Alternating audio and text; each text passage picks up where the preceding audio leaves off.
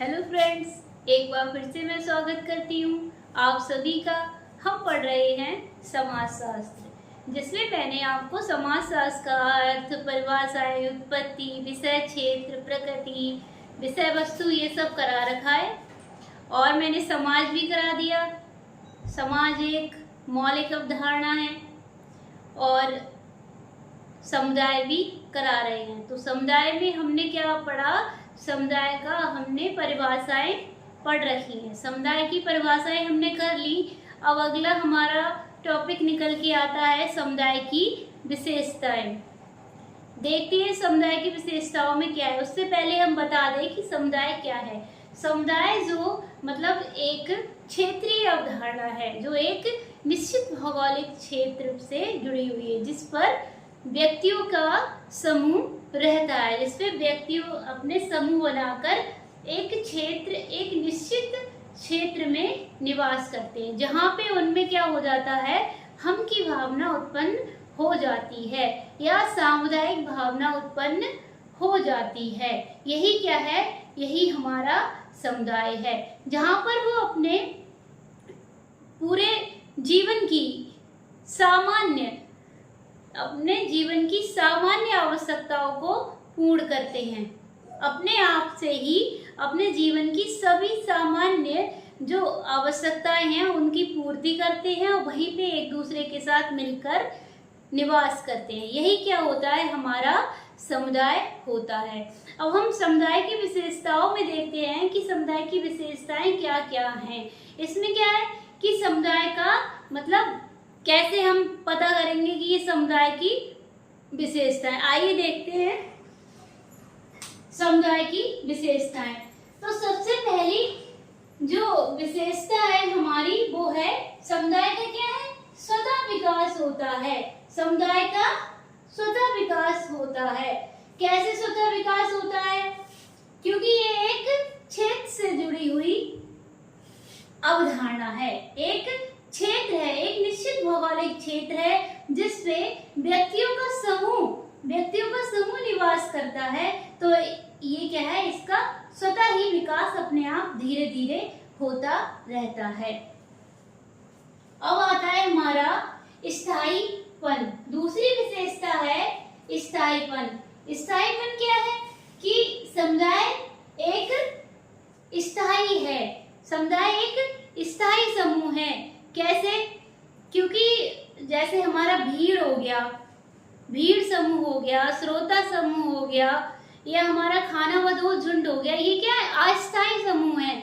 ये जब मतलब भीड़ कब इकट्ठी होती है? जब कुछ हो रहा होता है, या स्टेशन पर, या प्लेटफॉर्म पर, स्टेशन पर, बस स्टैंड पर, कहाँ पे भीड़ एकदम इकट्ठी हो जाती है। और जब ट्रेन आती है या बस आती है और फिर वो बैठने के बाद कुछ उतरते हैं, कुछ बैठते हैं, फिर अपने आप भीड़ क्या है?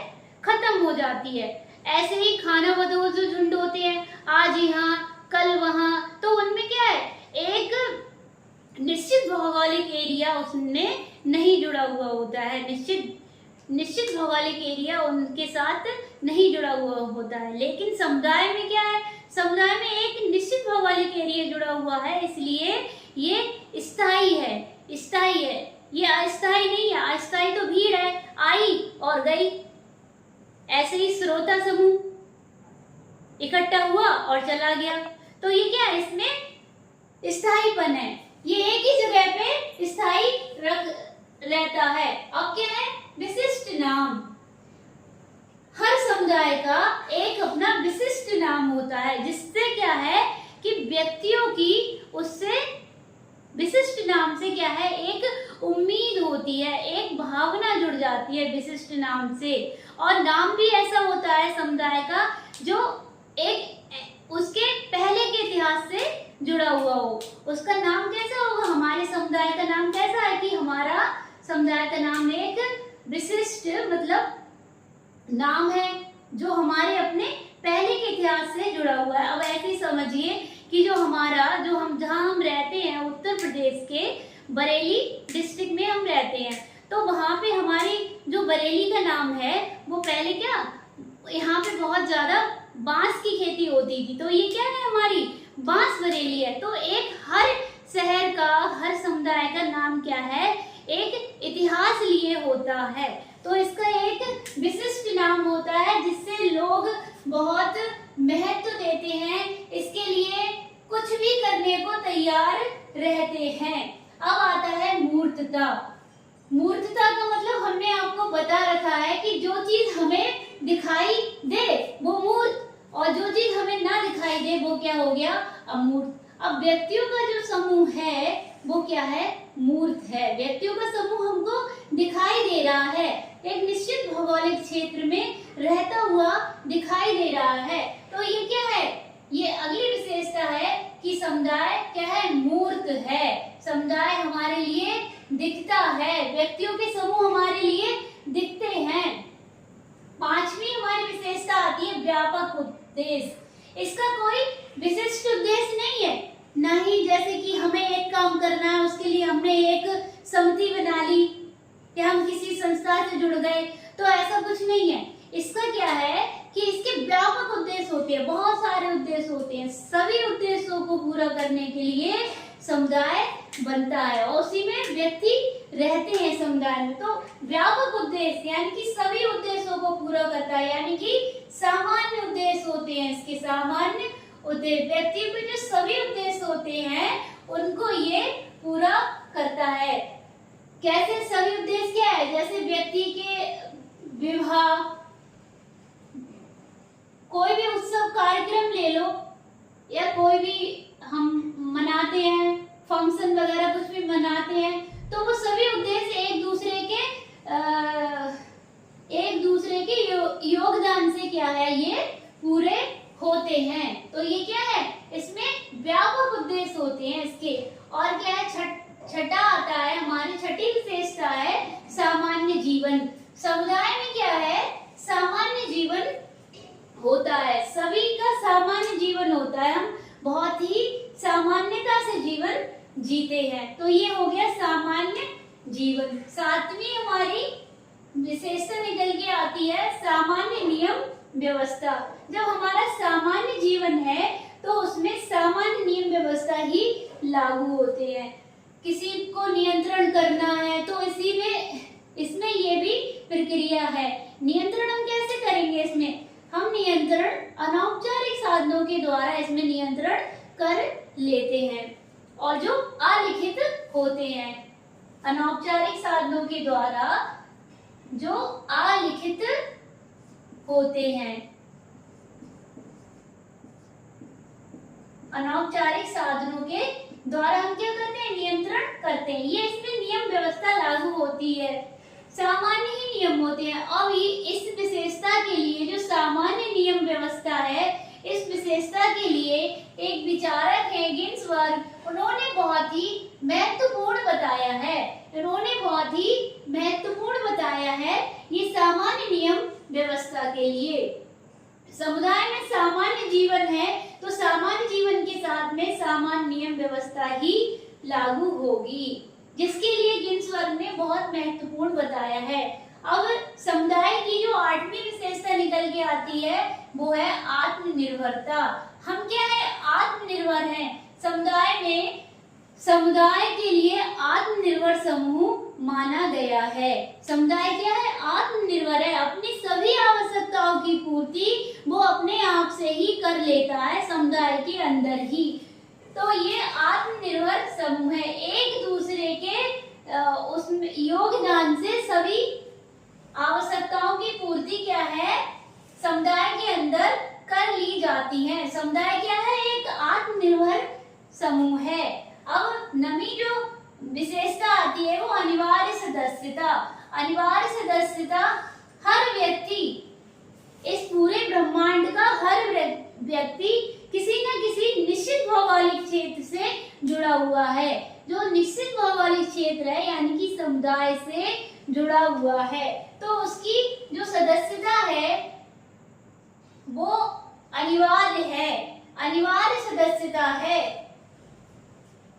ये हो गई हमारी विशेषताएं। एक बार मैं फिर से बता देती हूँ कि स्वतः विकास, समुदाय का जो है विकास स्वतः होता है। स्थायीपन, समुदाय में क्या है, स्थायीपन होता है। समुदाय तभी समाप्त होगा जब भूकंप, बाढ़ जैसी घटनाएं, प्राकृतिक घटनाएं घट जाएं, तभी समुदाय का समाप्त होगा, वरना समुदाय हमेशा के लिए स्थायी है। विशिष्ट नाम, हर समुदाय का एक अपना नाम होता है जो उसको अपनी ऐतिहासिकता से जोड़े रखता है। मूर्तता, समुदाय में क्या होती है? मूर्तता होती है, क्योंकि ये व्यक्तियों के समूह से बनता है। व्यापक उद्देश्य, हर समुदाय के क्या है? व्यापक उद्देश्य होते हैं। व्यापक उद्देश्य मतलब सभी उद्देश्यों की पूर्ति समुदाय के अंदर हो जाती है, जिसे हम व्यापक कहते हैं। सभी उद्देश्य, एक उद्देश्य नहीं, सभी उद्देश्य। सामान्य जीवन, समुदाय का क्या है? सामान्य जीवन होता है। तो इसमें सामान्य जीवन होने के साथ इसकी जो नियम व्यवस्था होती है वो भी क्या होती है? सामान्य होती है, जिसके लिए गिन्सबर्ग ने बहुत महत्वपूर्ण बताया है। 8वीं जो होती है वो आत्मनिर्भरता होती है। समुदाय हमारे आत्मनिर्भर समूह हैं, जिनके लिए एक दूसरे पर निर्भर ये रह के अपनी आवश्यकताओं को पूर्ण कर लेते हैं। अनिवार्य सदस्यता, क्योंकि ये एक निश्चित भौगोलिक क्षेत्र से जुड़े हुए होते हैं, तो इनकी सदस्यता वो कंपलसरी होती है। तो अनिवार्य सदस्यता। अब आते हैं हमारे समुदाय के प्रकार। तो समुदाय के प्रकार में हम आपको बता दें कि समुदाय जो है वो 5 प्रकार के होते हैं। समुदाय 5 प्रकार के होते हैं। नंबर 1, ग्रामीण समुदाय। तो ग्रामीण समुदाय क्या है? जो भारत के गांव हैं वो हमारे ग्रामीण समुदाय में आते हैं। जैसे रूरल कम्युनिटी।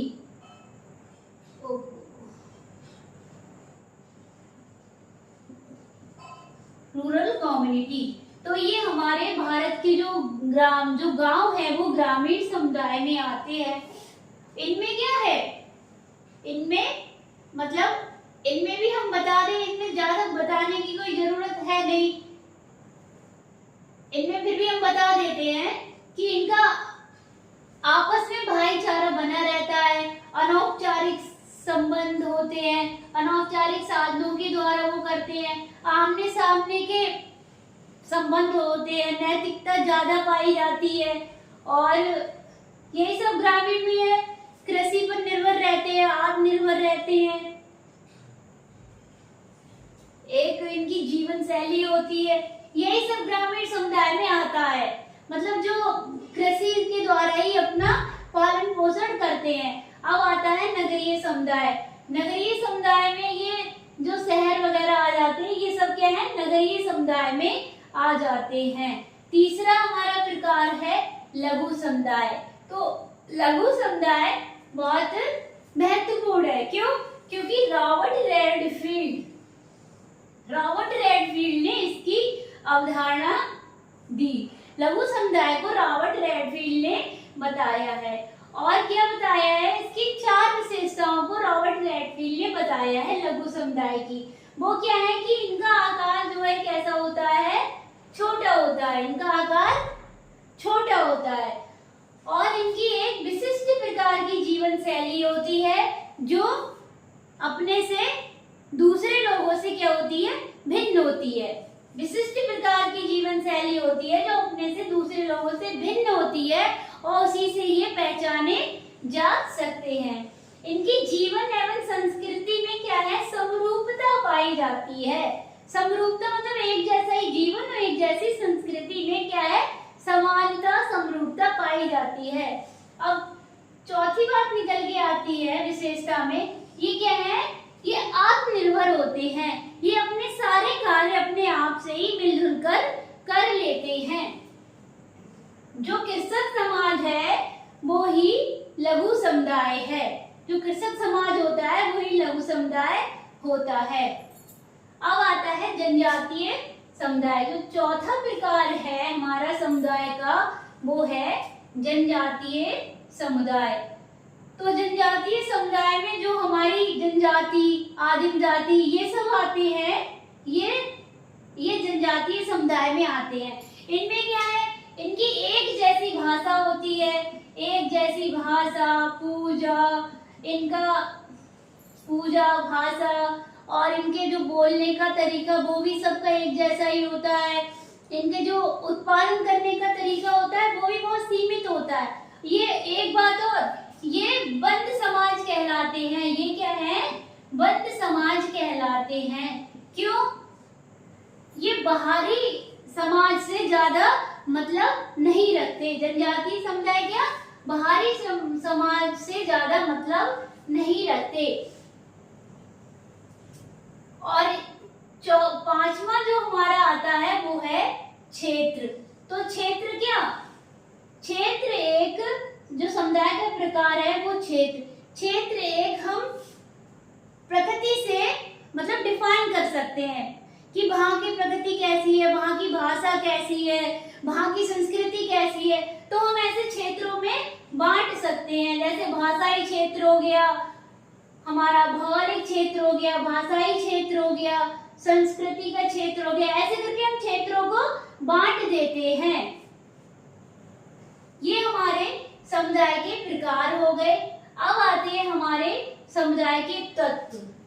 जो समुदाय के तत्व होते हैं वो हम बता दें, यानी कि आधार, जिससे कि हमें पता चलेगा कि समुदाय है, यही समुदाय है क्या। तो इसमें क्या है, समुदाय में क्या हम बार बार बता रहे हैं आपके लिए कि समुदाय में व्यक्तियों का समूह होता है। व्यक्तियों के समूह से ही क्या है, समुदाय का निर्माण होता है। दूसरा जो आधार है वो इसमें क्या है, निश्चित भौगोलिक क्षेत्र। समुदाय में क्या है, निश्चित भौगोलिक क्षेत्र। निश्चित भौगोलिक क्षेत्र होता है क्योंकि जो समूह, व्यक्तियों का समूह कहाँ रहेगा, क्षेत्र पे ही तो रहेगा। तो क्षेत्र एक निश्चित भौगोलिक क्षेत्र होता है। तीसरी जो बहुत महत्वपूर्ण बात निकल के आती है वो है सामुदायिक भावना। अब सामुदायिक भावना को हम तीन तरह से बांट सकते हैं। एक तो जो हम की भावना, क्या कह सकते हैं हम की भावना। हम की भावना आ गई तो हम समझ जाएंगे कि ये किसने कहा है, बोगार्डस ने हम की भावना के बारे में बताया है। और एक दूसरे आते हैं वो सामाजिक संबद्धता। सामाजिक संबद्धता के बारे में किसने बताया है, मैकाइवर व पेज ने। सामाजिक संबद्धता के बारे में, सोशल कोहेरेंस के बारे में किसने बताया है, वो बताया है हमारे मैकाइवर और पेज ने। और हम की भावना, वी फीलिंग के बारे में बताया है बोगार्डस ने। तो सामुदायिक भावना के लिए हम तीन तरह से बता सकते हैं। वो एक आ जाती है हम की भावना। समुदाय में क्या हम की भावना हो जाती है, हम की भावना जुड़ जाती है। तीसरी बात आती है निर्वाह की भावना, मतलब हम एक दूसरे के योगदान से हम अपने सारे कार्य पूर्ण कर लेते हैं। तो उसे हम कहते हैं निर्वाह की भावना। अब क्या है, तीसरी बात निकल के आती है निर्भरता की भावना। हम एक दूसरे, समुदाय में क्या है कि हम एक दूसरे पर निर्भर भी रहते हैं। तो ये हो गई निर्भरता की भावना। आज के लिए बस इतना ही, और कल की वीडियो में हम आपके लिए लेके आएंगे समुदाय के और समाज में जो अंतर है वो बहुत ज़्यादा महत्वपूर्ण है। आप बने रहिए और हमारी वीडियो को देखते रहिए। तब तक के लिए धन्यवाद।